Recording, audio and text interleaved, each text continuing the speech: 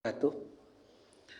Alhamdulillahirabbil alamin wassalatu wassalamu ala asyrafil anbiya'i wal mursalin wa ala alihi wa sahbihi ajma'in amma ba'du. Bapak Ibu, saudara-saudara sekalian, sebelum kita mengumandangkan iqamah untuk mendirikan salat zuhur berjamaah, kita akan melakukan pengajian singkat ya pada kesempatan ini. Mudah-mudahan waktu yang singkat ini bisa memberikan informasi yang banyak ya terkait dengan pengetahuan keagamaan kita. Judul kita adalah wasiat yang menjadi malapetaka. Judul kita adalah wasiat yang menjadi malapetaka. Nah, kita akan bahas tentang kajian hukum keluarga Islam. Ada beberapa istilah yang kita kenal. Pertama ada istilah wasiat, kedua ada istilah waris.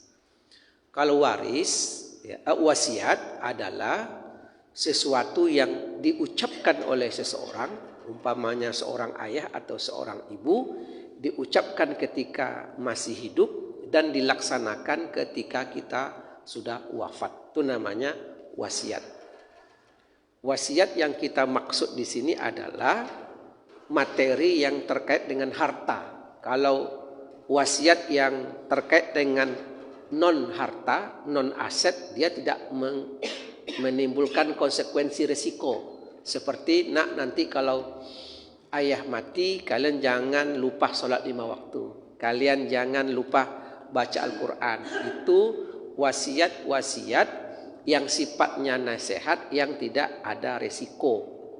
Nah, yang dibahas dalam kajian hukum keluarga Islam adalah wasiat-wasiat yang terkait dengan harta.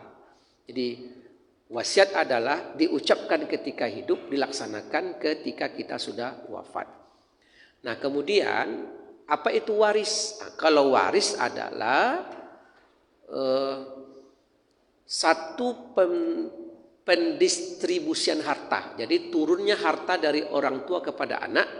Orang tua disebut pewaris, anak disebut ahli waris. Itu terjadi ketika orang tuanya sudah wafat, sudah meninggal dunia. Jadi kalau waris, siapa penerima waris? Itu secara otomatis sudah ditetapkan tabel-tabel format siapa yang penerima, dan itu sudah ditentukan. Tapi kalau siapa penerima wasiat itu munculnya dari kita. Siapa penerima wasiat kita yang tetapkan. Jadi sifatnya tentatif. Kalau waris otomatis. Kemudian seperti apa sistem pembagian dalam waris itu sudah diatur. Nah, karena dalam sistem waris ini bapak-bapak, saudara-saudara sekalian, betul harta ini kita yang dapatkan, kita yang mencari, kita yang simpan ya. Tapi kalau kita sudah mati, ternyata yang tukang bagi harta itu adalah Allah Subhanahu wa taala melalui skema waris.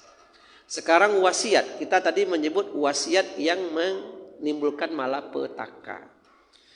Wahai bapak-bapak sekalian, wahai ibu-ibu sekalian, wahai para orang tua, hati-hatilah dalam berwasiat.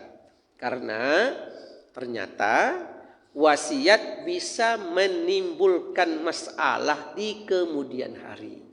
Contoh, wasiat yang menimbulkan masalah adalah umpamanya bapak memiliki satu bidang tanah luasnya 1 hektar. Anak bapak ada 4 orang laki-laki.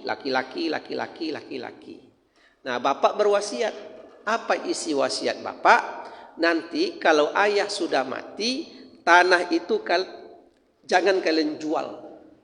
Tapi kalian pakai saja. Tidak boleh dijual.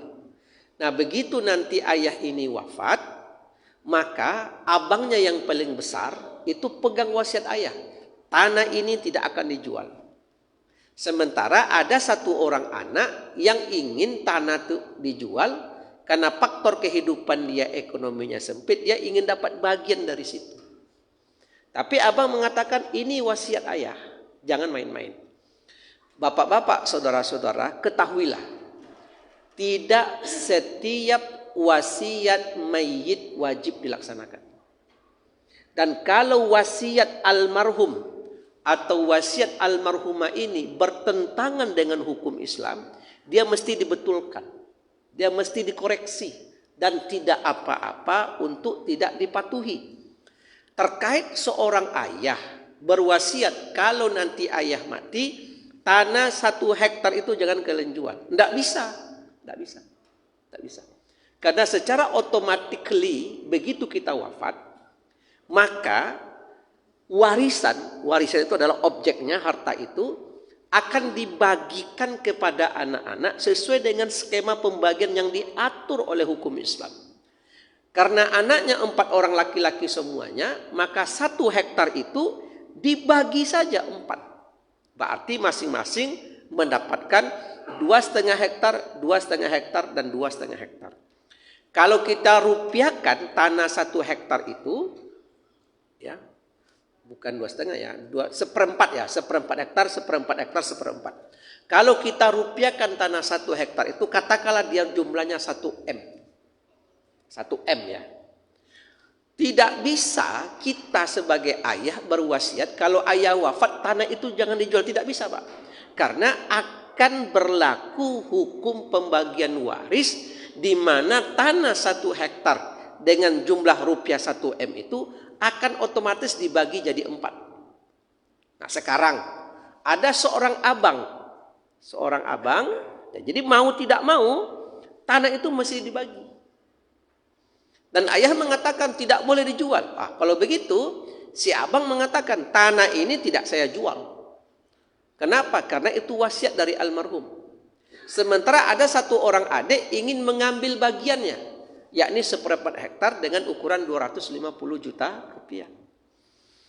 Maka untuk mendapatkan angka 250 juta itu, suka tidak suka, tanahnya mesti dilepas. Atau abangnya ini punya duit, orang berduit, orang kaya, ekonomi kuat. Sudahlah dek, kalau memang kamu ingin mengambil bagianmu 1/4 hektar dengan rupiah 250 juta, sekarang duit kamu abang keluarkan. Nih, oleh abangnya dikeluarkan duit 250 juta, berarti kalau begitu abangnya dalam 1 hektar untuk dia separuh lagi. Ada lagi adiknya yang mau minta lagi 2,5, dikeluarkan.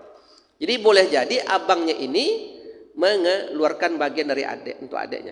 Tapi ternyata abangnya ini, adik beradik ini sama miskin semuanya.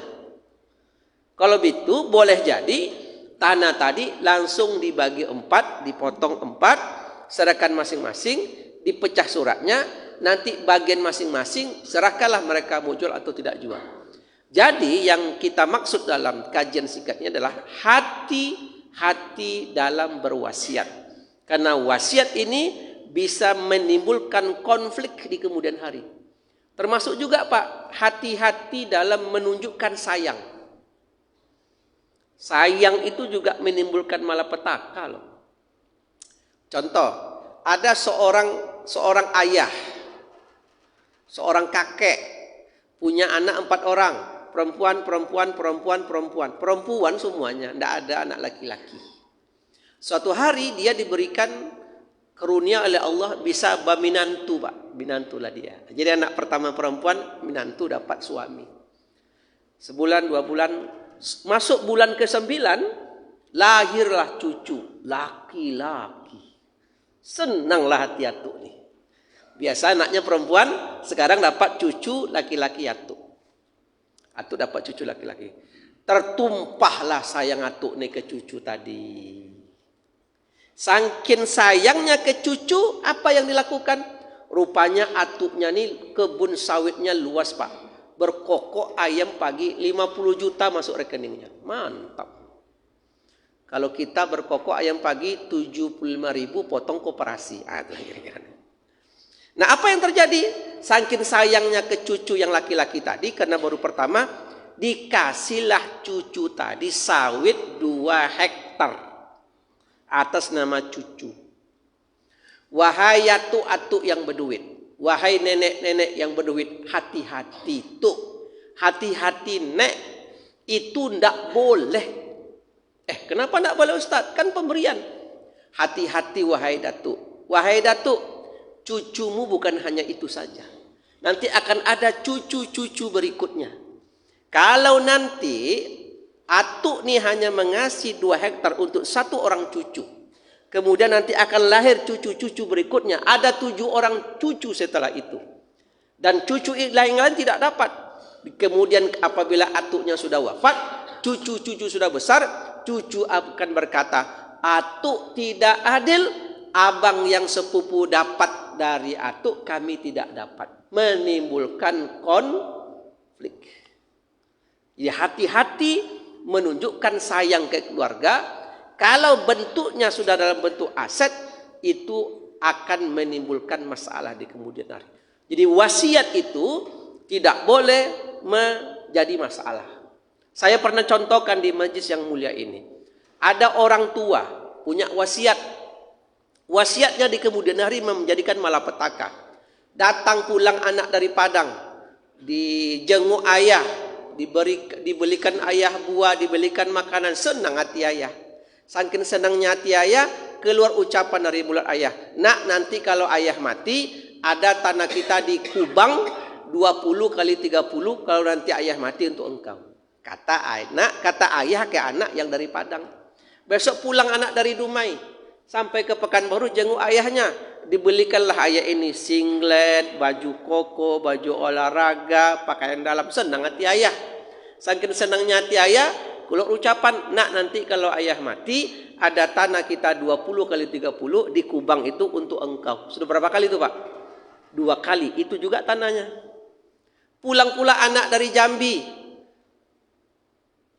dijamu ayahnya, dirawat ayahnya, keluar ucapan ayah, nak, nanti kalau ayah mati ada 20 kali 30 untuk engkau. Wasiat, tapi bendanya itu juga berhati-hatilah dalam berwasiat.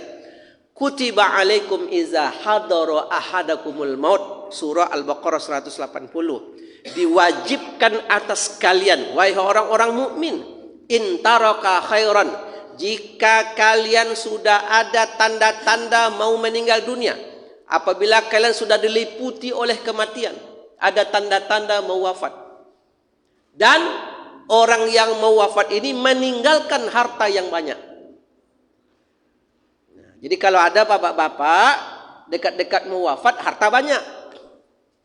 Nah, coba angkat tangan dulu yang harta banyak nih. Anda usah lagi nih ya. Bagaimana Ustadz cara menentukan kita nih mau tanda-tanda kematian? Mudahlah Pak. Asam urat, kolesterol, tensi, diabetes, akan tanda-tanda tuh. Tapi bapak meninggalkan harta yang banyak, al-wasiyatu lil walidaini wal aqrabin. Hendaklah harta itu berpesan-pesanlah kepada istri, kepada anak tentang status harta tadi. Supaya orang di kemudian hari tidak jadi ribet tentang harta yang kita tinggalkan. Ada seorang bapak konsul ke kami, Ustadz, saya sekarang Ustadz payah mengidentifikasi aset saya Ustadz. Ada yang masih sangkut dengan orang, ada yang belum selesai. Saya jawab, hidup saja bapak baru susah bapak, apalagi kalau bapak sudah wafat, tentu orang yang tinggal lebih susah lagi. Dan ada orang yang suka menyimpan aset yang tidak tahu oleh keluarga dan istrinya. Wah. Ada enggak Pak seorang suami menyimpan aset yang istri dan anaknya tidak tahu? Ada apa tidak? Ada Pak. Ada orang yang tak pede menunjukkan aset. Ini bahaya lagi nih. Kalau aset, kalau tanah, kalau kekayaan yang tidak ditunjukkan kepada anak istri, itu lumayanlah. Ini tidak. Istri simpanan yang tidak dikasih tahu, itu lebih bahaya lagi masalahnya. Nah, ini kita berhati-hati. Kenapa? Karena di dalam masyarakat kita konflik-konflik soal harta itu banyak terjadi. Supaya tidak berulang jauh-jauh hari bagi kita yang masih hidup, ini kita rapikan dari sekarang. Ya ayyuhallazina amanu, hai orang-orang yang beriman, inna min amwalikum, inna min azwajikum, sesungguhnya sebahagian dari istrimu dan sebagian anak-anakmu aduwwal lakum, dia jadi musuh bagi kamu, fahdharuhum, berhati-hatilah kalian. Jadi kita diminta berhati-hati kepada istri, berhati-hati kepada anak, karena boleh jadi istri dan anak jadi musuh. Apa contoh anak jadi musuh? Rupanya anak mendengar dia pengajian di masjid, syarat berpindahnya harta dari orang tua kepada anak, syaratnya wafat dulu ayahnya. Kalau ayahnya masih di rumah sakit, kalau ayahnya masih di ICU, kalau ayahnya masih dirawat tapi belum wafat, maka harta belum berpindah ke anak. Syaratnya wafat ayahnya dulu. Oh, dengar kaji ini oleh anak. Adalah anak yang tak sabar menunggu ayahnya wafat. Dipercepatlah wafat ayahnya tadi. Ini hati-hati kita, Pak. Hati-hati kita dengan seperti ini. Mudah-mudahan kajiannya ada hikmahnya buat kita bersama. Wassalamualaikum warahmatullahi wabarakatuh.